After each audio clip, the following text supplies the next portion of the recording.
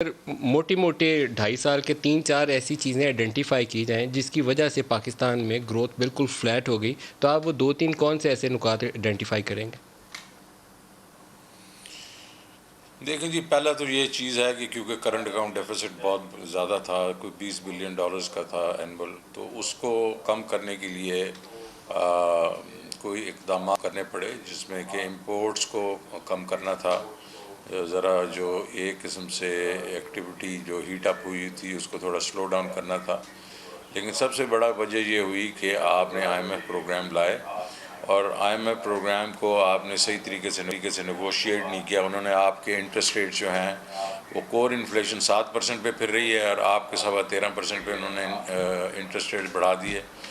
اور انہوں نے ایکسچینج ریٹ کو 165 پہ لے کے چلے گئے، اور پھر ظاہر ہے انہوں نے آپ کے ٹیرفس جو ہیں وہ بڑی مطلب زوروں سے بڑھا دیے، الیکٹریسٹی، گیس وغیرہ اور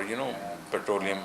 تو یہ سارے جب یہ ٹیرفس وغیرہ بڑھے تو ایک دم جو ہے اکانومی کو بریکس لگ گئیں،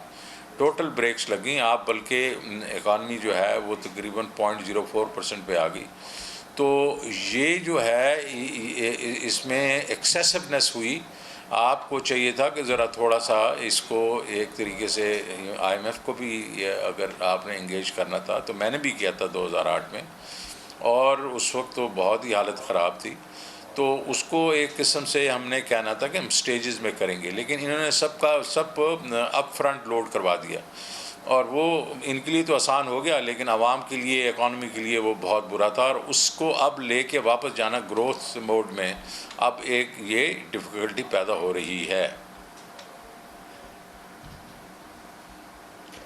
اچھا، یہ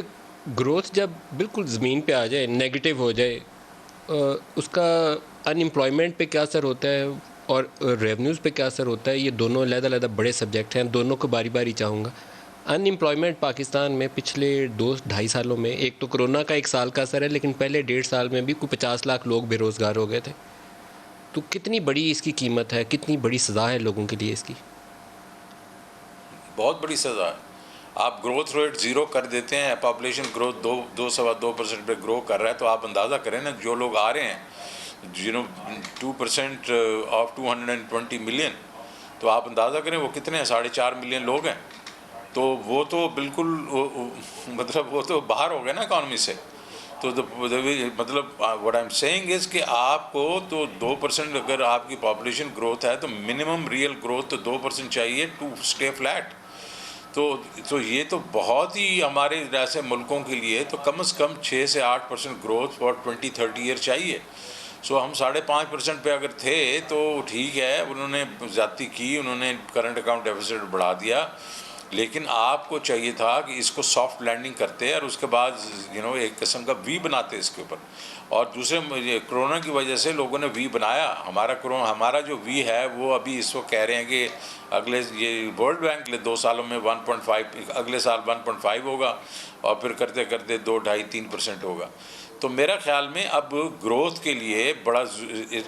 ضروری ہے کہ آپ کی تھنکنگ چینج ہوتی ہے۔ تو میرے خیال میں اگر پرائم منسٹر نے اگر ٹیم چینج کی ہے تو وہ تھنکنگ چینج کرنے کے لیے ٹیم چینج کی ہے، ورنہ اسٹیٹس کو تھا۔